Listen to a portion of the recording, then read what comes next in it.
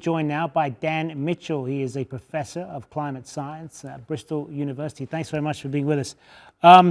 So a pretty sobering set of conclusions and figures on this latest climate report. What do you make of it? Yeah, the global temperatures that have come out are incredible. They're high, even when you account for the El Nino, which you were just talking about. They are higher than we would expect because of that. And it's worrying, because does that mean there's something that we haven't quite understood within our climate field in general? Why do you say that?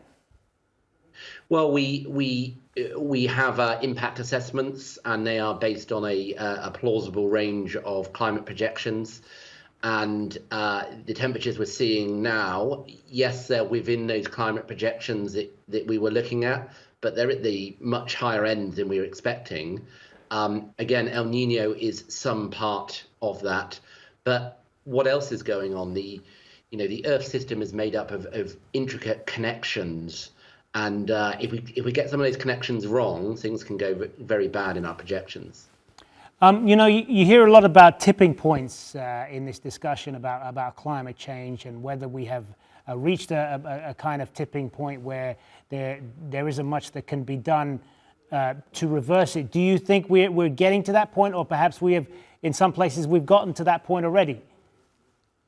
Yeah, well, there's tipping points in a number of different systems within the environment. So things like coral reefs, that's a very bad tipping point, because if you bleach coral reefs by changing the temperatures, you can't go back from that.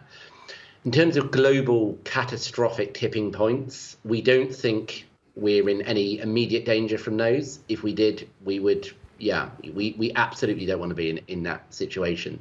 We don't think we're imminently there, but there's still a risk from some of them, such as melting of the Greenland ice sheet. If all of that water melts and contributes to our sea level budget, that's a bad situation to be in. So we want to really curtail what we're doing now, so we don't get to that situation. If we step away from the scientific part of this for a moment, because there is also a kind of information battle going on in all of this. Even though climate change is kind of settled science, there are still a lot of places in the world, a lot of people who don't believe that it is. There's a lot of misinformation out there that is being fed by politicians, by social media, and so on. How challenging is it for people and for you as a scientist to combat that kind of rhetoric?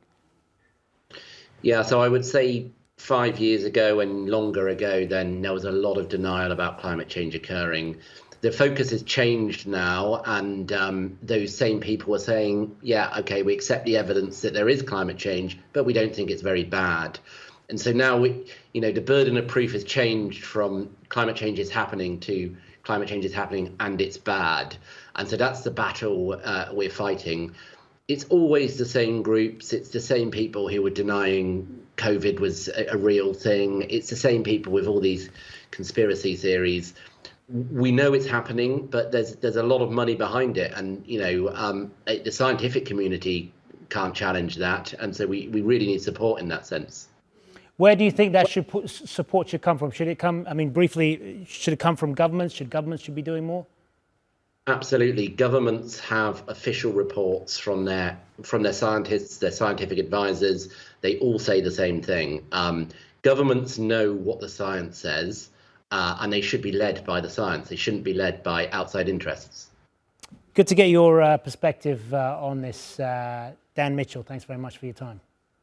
Thanks.